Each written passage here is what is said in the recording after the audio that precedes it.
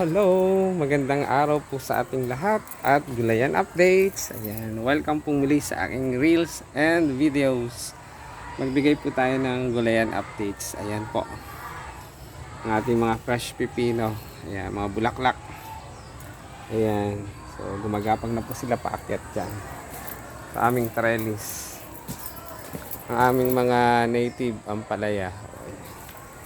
Umakyat na rin po, and later yan mumumunga na rin at mamumulaklak na rin po yan. Ayan, pwede na to.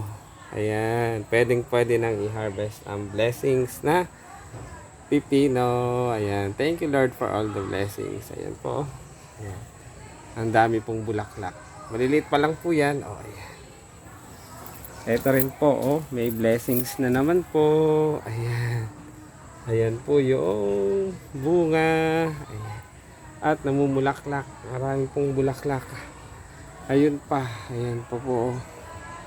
Ayan. So ayan po ang aming mga tanim dito sa aming loob ng greenhouse. Ayan. Pipino, eggplant, mustasa, ampalaya. Ayan. Intercropping po lahat. Ayan po. At magbigay po tayo ng update sa ating sinet up na hydroponics. Ayan, sa mga lettuce. Ayan, ako po ay masaya. Bakit masaya? Dahil nakikita ko po nag-i-sprout na ang ating, ayan, mga sinet up na lettuce. Ayan, 3 days old na po yan. Ayan, 3 days old na po. So next week pwede na silang ilipat sa kanilang mga growing boxes. Ayan, tingnan nyo po, diba? So, after 3 days, 5 days, makikita nyo na po yung nag-i-sprout na ang ating lettuce, ang ating mga sinet up na hydroponic system na lettuce. Ayan, thank you for watching. And, ito rin po yung i-transplant nating dating mga mustasa. Ayan, isang plat po yan doon. Ayan, malulusog na po sila. Bubungkalin po natin ang lupa. Ayan, bubungkalin na naman po ang lupa para mas lalong yumabong ang ating mga halaman. Dapat po talaga ay binubungkal, kinocultivate po. Ayan po. Ayan. So ayan po ang aming mga tanim dito sa aming greenhouse. Ayan po, at malapit na ang aming ayan, ang aming hydroponics na lettuce. Ayan, ito naman po. Ayan, mga herbs. Ayan, Thai basil, rosemary, and peppermint. Labas po muna ulit tayo.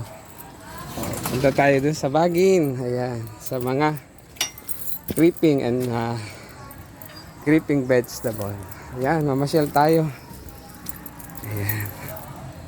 So ito po sigarilyas. Ayan, sa aking kanan sigarilyas. Ayan po, gumagapang na sila. Ayan, ang lulusog.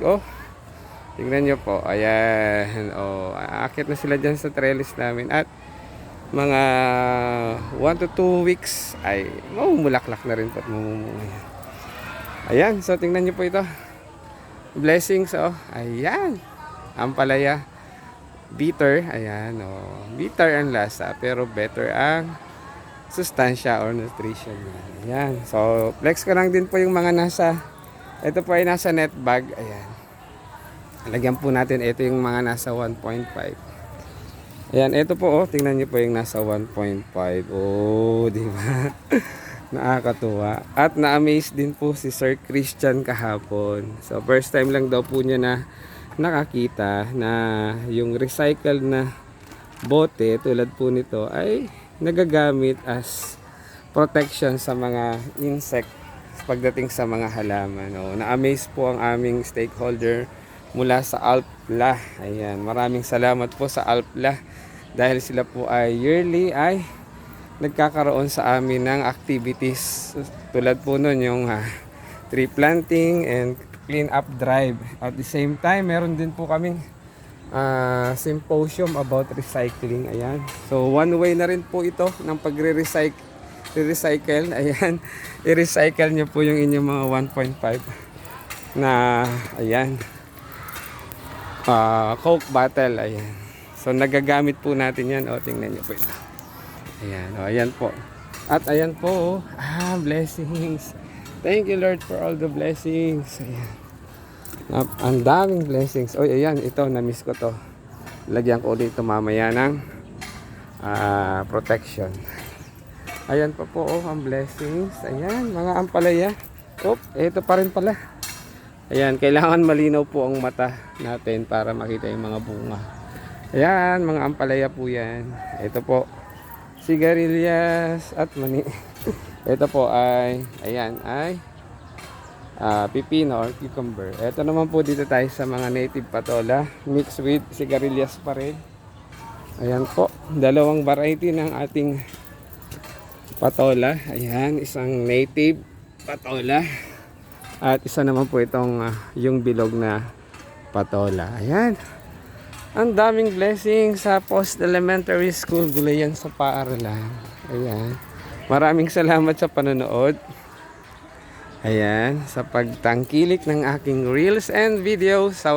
Shout out nga pala sa ating mga ka-team Krong Kaway. Ayan, lalo tigit sa mga nagagandahan, nagagupuhang ating mga admin. Ayan, shout out po sa inyo. Ayan, hindi ko na po kayo isa-isahin. Alam nyo po kung sino kayo. Ayan, ang dami pong blessings. Ayan, punta lang po kayo dito. At ayan, makaka-harvest po kayo ng mga gulay. Ayan. So napaka sarap sa pakiramdam kapag ganito na po nakikita natin yung ating mga pinaghirapan. No, ayan, meron pa rin po pala bunga sa isa-isama ko na dito sa loob to para diretso na siya doon sa isang net bag. Dalawa ang bunga. Ayan. Ipasok na natin. Oh, ano yung ipapasok? Ayan. Ipapasok po natin yung ayan, itong bunga ng patola para sila ay at the same time 2 in 1 to. Ayan.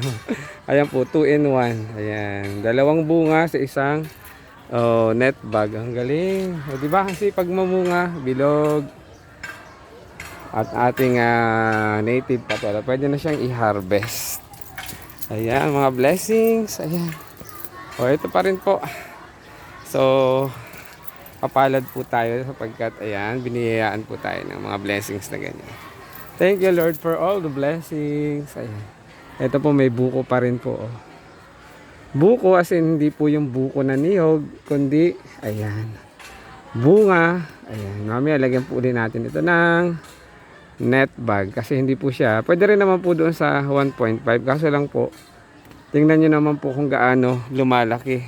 Hindi siya magkakasya sa loob ng isang 1.5. Oh. Ayan. Thank you for watching. Sana po ay nag-enjoy kayo sa pamamasyal at tinutour ko kayo sa aming gulayan sa Paaralan.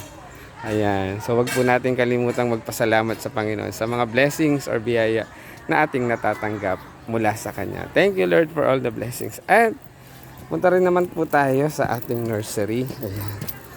Magbigay din tayo ng update sa mga nakapunla. Ayan. So ito po ay mga eggplant. Ayan. Ito po ay mustasa. Oh, ang dami. Nag-sprout na sila. At kahapon, ayan, nagpunla rin po ang ating mga stakeholder mula sa Altla. Ayan. Pipino, kangkong, kamatis, mustasa, pechay, okra, at upo. Ayan. Punta po tayo dito sa aming mga pinunla. O, ayan, tingnan nyo po, ang ating mga mustasa. Kamatis, pipino, ang ating blue tern natin na later itatransplant ko po na yan. Ayan. At ito, mga pechay pa rin po yan. Ito po mga pechay. Ayan. Maraming salamat po sa panonood para po updated kayo sa aking mga reels and videos. Ayan. Siyempre, i-like and share and mag-follow na rin po kayo sa inyong lingkod. Reynan Pirca Mata sa Facebook, ang FB account, and sa YouTube channel naman po ay ang Maestro Panaderong Gala. Muli, ito po ang inyong lingkod, ang Maestro Panaderong Gala, nagsasabing mapagpalang araw po sa ating lahat. Ingat po tayo palagi and God bless us always. Thank you for watching. Share na yan at mag-follow na. Yan. Ayan po ang ating mga gulay. Thank you for watching.